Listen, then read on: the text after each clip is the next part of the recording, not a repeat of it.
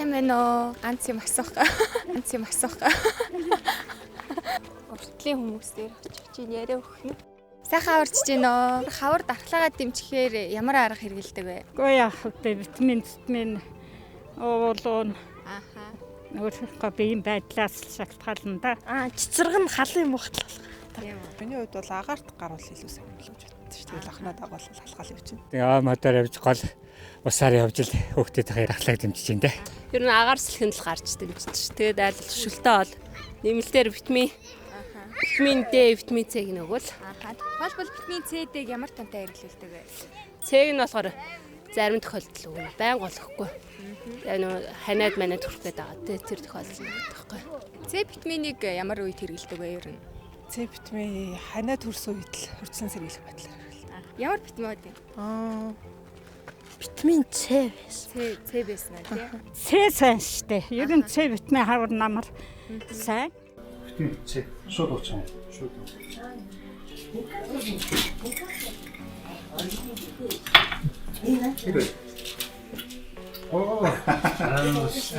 Энд нэг ганц витамин С уучаад байгаа.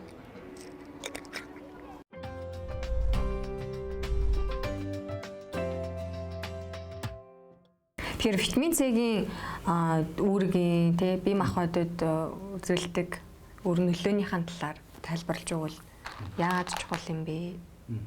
Тэгэхээр нэг хүмүүс бол дархлаа тогтолцоо халдвар хамгааллын үед хамгийн их хэрэгэлдэг гэдгийг ерөнхийдөө бол мэдчихэж байгаа.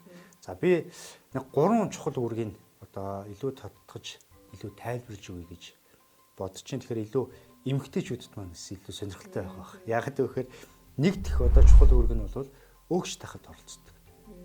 Эмгтэн хүмүүс нэг өөгч тагч хэрэглэе, өөгч тагч уу нэг дотор өөх жин хасахад өөгч тагч гэл ингээл ярьдаг шүү дээ тийм. За тэгэхээр бол өөгч тах биохимийн одоо процессд бол L-карнитин гэж одоо биологийн нэгдэл хүний бие махбодод үүсч идэг. L-карнитин өөрөөр хэлэх юм бол тэр өөхний эс дотор байж байгаа триглицеридийг митохондри гэдэг юм руу зөөвөрлөгч үүргийг L-карнитин гэдэг зүйл үүрэг одоо нөлөөтэй байж. Өөрөөр зөөвөрлөгч уурга байна.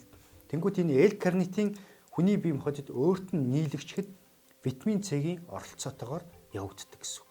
Тэгэхээр витамин С дутагдах юм бол L-карнитин хүний биед үүсэх нь одоо удаашрах нь, саарах нь, дутгах нь. Тэгэхээр бол хүний бие өөрийнх нь дотоод өөгч тагчийг витамин С-гийн тусламжтайгаар нийлэгчж яадаг байна. За нэг дэх үүрэг.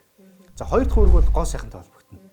За хүүхдүүд нөгөө арьс толгор байх тал дээр бол их анхаардаг шүү дээ, тий. Тэр болохоор чинь гоо сайхны бүтээгдэхүүн дандаа нэмэх нь витамин С гэдэг нэмэлтүүд ингэж явсан байдаг. Тэр ямар үүрэгтэй байдаг вөхөр арьсыг гой толгор байлгадаг коллаген гэж уурах байдаг.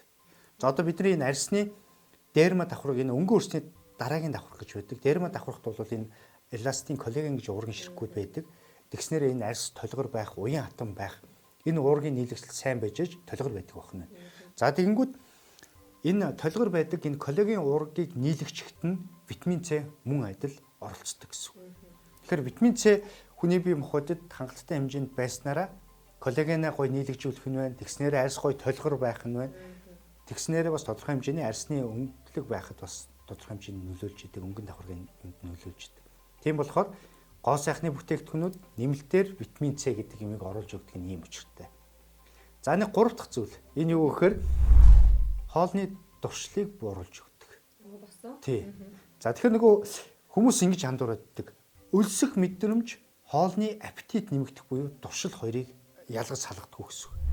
Өлсөх мэдрэмжийн тайлбарж. За өлсөх мэдрэмж яаж үүсдэг вэ гэхээр хүн ходоод хоосон болоод цусны дахь сахарын хэмжээ буураад ирэх үед ходоодноос гэрлийн гэж даавар ялгараад тархинд очсноороо өлсөх мэдрэмж үүсдэг байх нь байна. Тэгээд тодорхой хэмжээний хоол босруулах тогтолцоо хүн хоол идэхээр цусны сахарын хэмжээ хэвийн болохоор тэр өлсөх мэдрэмж бол дарагдчихэдэг байх нь гэсэн. За тэгвэл энэ одоо суур нөхцөл нь бол ходоод хоосон байх цусны сахарын хэмжээ буурж ирэх үед энэ гэрлийн даавар ялгарч өлсөх мэдрэмж үүсдэг байх нь шүү дээ. За тэгвэл ходоод дүүрэн юм идсэн. Цусны сахарын хэмжээ хэвийн хэмжээнд магадгүй дээшилсэн байгаа. Энэ үед дахиад юм идэх гээд байдаг. Энэ бол өлсөлт биш, хоолны дуршил нэмэгдэх буюу аппетит гэдэг зүйл. Тэгэхээр энэ хоёр бол өөр зүйл. За тэгэнгүүт энд аппетит яагаад үүсдэг вэ гэхээр хүний тархинд дофамин гэдэг одоо биологийн нэгдэл одоо их үүссэнтэй холбоотой тэгээд рецепторууд хүлээж аваад дахиж нэмж дофаминыг ялруулах гэдэгтэй холбоотой гэсэн. Тэгэхээр витамин С хүний бие махбод хангалттай байснаар энэ дофаминыг хурдан задлах гэх юм уу да дуршлыг нэмэгдүүлээд идэг зүйлүүдийн одоо хурдтай биологийн процессыг хурдан саармжуулдаг болохоор хоолны туршил бууруулахад витамин С чухал нөлөөтэй. За ийм гурван одоо үйлдэлийг тайлбарж өгье.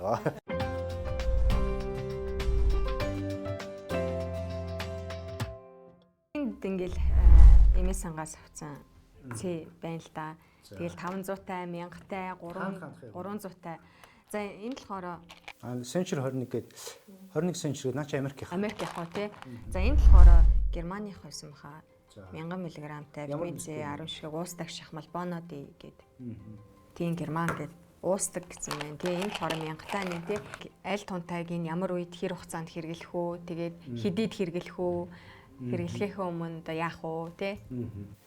За тэгэхээр энэ дээр одоо жишээлбэл 500-тай байна. Энэ дээр 1000-тай байна. Энэ хоёр бол одоо жишээл 1000-тай гэдэг. Энэ 500-тай, энэ нь 300-тай гэж байх нь шүү дээ, тий. Тэгэхээр витамин С-ийн хүний бие махбодод зайлшгүй шаардлагатай хоногийн физиологийн тун хэмжээ гэдгийг мэдэх хэрэгтэй гэсэн үг. За физиологийн тун хэмжээ бол яадаг вэ гэхэд насан туршидтууд бол хоногт нэг 100-аас 150 мг витамин С бол зайлшгүй шаардлагатай гэж үздэг. За жирэмсэн эмэгтэйчүүд бол 200 мг тун хэмжээ шаардлагатай гэж үздэг. За дээрэс нь тамхи татдаг хүмүүст бол энэ тун хэмжээг одоо нэмэгдүүлж хэрэглэх шаардлагатай гэж үздэг. Яагаад гэвэл витамин С бол өөрөө маш хүчтэй антиоксидант чанартай. Бидний агаарын бохирдол, орчны бохирдол, идэж ууж байгаа хоол хүнс, чанаргүй хоол хүнс энэ гэл ингээл зөндөө юм байдаг. Энэ болгоны нөлөөгөөр бидний бие махбод эсийн төвшөнд цаг усаар эсүүд маань задарч хүчээд.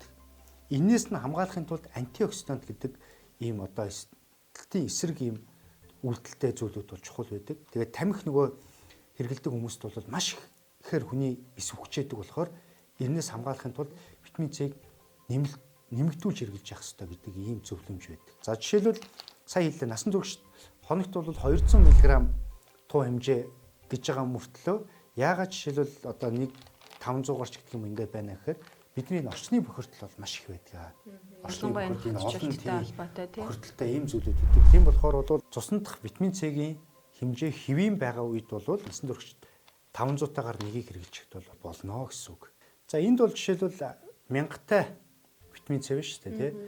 Витамин С-г сая цар тахлын үед бол зайлшгүй шаардлагатай юмнууд орж ирсэн. Витамин С бол өөрөө халдварын эсрэг үйлдэлтэй. Тэгэхээр нөгөө энэ халдвар төвчнүүдийн үед хоногт бол 2000 одоо тунтай витамин С-г хоногт бол авч явах хэрэгтэй гэдэг ийм зөвлөмжүүд явж ирсэн. Яг халдварт өвчлөлүүдийн үед бол витамин С-г одоо эмчилгээний түн 2000 тунгаар хэрэглэснээрээ өвчлөлийн эдэрлийг гурцгаж өгөх үйлдэлтэй. За яг ингээд нийтийн цар тахлын үед бол одоо нэмэгдүүлсэн тунгаар өрсөн сэргийлэх тунгаар бол 1000-тайг хоногт уугаад явахыг бол зөвлөж ирсэн. Тэгэхээр тунгуудын ялгааг бас ойлгох хэрэгтэй. За энэ Япон энийг би бас та бүхэнд бас тайлбарлаж өгье. Энэ жишээлбэл тий нэг энэ нь болохоор 300-тай. 300-тай энийг би юуг зөвлөд идэв вэхээр нэг шахмал нь одоо ингээд 300 байгаад байгаа юм шүү дээ. Хоногийн хэвийн хэмжээний үед бол одоо 3-аас 7 настай хүүхдэд бол хоногт нэг шахмал. 7-оос 11 настай хүүхдэд хоногт бол 2 шахмал. За насан туршид бол хоногт 3 шахмал байхад хангалттай яг ингээд одоо аваад явчих. За халдварын үед бол саяны тун хэмжээг 2 дахин нэмэгдүүлээд ингээ хэрэглээд явах нь зохистой гэдэг ийм зөвлөмжүүдийг бол өгөөд явдаг юм байна. Витамин С уучаад байгаа. Энэ витамин С бол нэг таблетанда энэ одоо нэг шахмалдаа бол 300 мг витамин С агуулдаг. Тийм болохоор бол гэр бүлээрээ авч яваад за насан туршид бол өдөрт 3 ширхэг буюу 900 мг нэг авчихад бол хангалттай. За бага насны хүүхдэд бол нэг шахмал буюу 300 мг. За өсвөр насны хүүхдэд бол 2 шахмал байхад бол хамгийн зохистой тун хэмжээгээр агуулсан ийм витамин С. Яг амд залгаагүй ингэсэн чинь жоохон эсэлтэд одоо их гоё. Тийм. Одоо эсгэлийн амт мэдхтэй ярих жоохон төвхтэй нуушлаарай. Тэр нь улирлаасаа шалтгаалаад Хаврын улиралд бол витамин С-г түлхүү хэрэглэхийг одоо ингээд зөвлөдөг нь хаврын улирлын халдвар төвчлүүд ихсдэгтэй холбоотой. Витамин С, витамин Д, олон төрлийн эрсдсүүдийг нэмэлтээр хэрэглэснээр халдвар хамгаалаас сэргийлэх юм нөлөөт. Гэхдээ хэтрүүлж хэрэглэж болохгүй. Жишээлбэл витамин С-г одоо саяны хэлсэн тун хэмжээнүүдээс хэтрүүлэн хэрэглэх тохиолдол яадаг вэхээр витамин С өөрөө оксалатын чулуу гэдэг юмыг үүсгэдэг. Энэ нь болохоор бөөрийн чулуу үүсэх үндсэн суурь болж өгч байдаг. За хоёрт нь болохоор витамин С-г маш хэмжээтэй хэрэглээд ингээд ах юм бол урт хугацаанд төмрийн шимэгтлүүдийг нэмэгдүүлээд цус өтгөрөх бас нөлөөтэй. Ийм зүйл байдаг. Тунгинд тааруулах.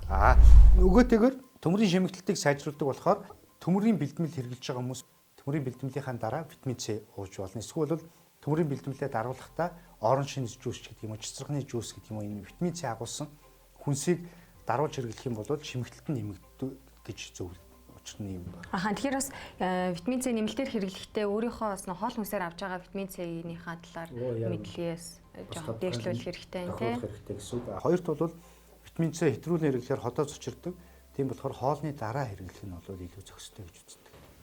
Хичээл сургууль яг сая 1-2 сард ингээ эхлээд тий цэцэрлэг эхлээд тэгээд маш одоо юм дэлхийн ор хүрэлцэхгүй тий ийм зүйлүүд болж штэ хүүхдүүд багчууд ялангуяа тэгэхээр нэлээд урдчлан сэргийлээд витамин С-г яг өдөрт зохистой тунгаар нь өгчл байвал хүндрэлээс сэргийлэх юм тий. Хүн чинь өөрөө ингээд гэртээ байж байгаад нийгмийн харилцаанд ороод ирэхээр дархлаа тогтцооны хувьд бол тодорхой хэмжээний өөрчлөлт ордог. Хоёрт бол энэ улирлаас хамаарсан өөрчлөлт ордог. Тэгээ тэр үед нь зайлшгүй юм байна нэмэлтүүдийг тодорхой хэмжээний хэрэглэх. За дээрэс нь бол хоол хүнсэндээ илүү шимт хичээллэг юм илчлэг багтай шимт хичээллэг өндөртэй хүнс түлхүү хэрэглээд явах нь бол энэ хаврын улирлын одоо энэ зүйлийг давж гарахад бол их чухал нөлөө.